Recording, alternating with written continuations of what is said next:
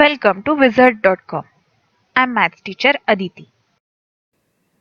We have this question here. Which of the following options show the reflection of the image over the dotted line? So we are given, let's see, 1, 2, 3, 4 and 5 rows are there, and 1, 2, 3, 4. 4 columns are there. This, this, this one, and this one. These are colored, that is shaded. So over the dotted line, meaning over this axis, we'll have mirror image something like this. And this mirror image will have exactly opposite boxes colored. For example, instead of this one, we'll have this one colored.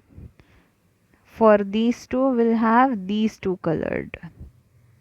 Similarly, if we look over here, these two, meaning these two will be colored. This one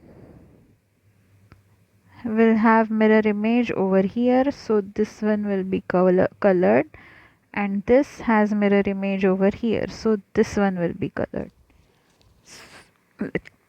Let's see, we'll have to look for this particular image in the options. So yes, answer is option C.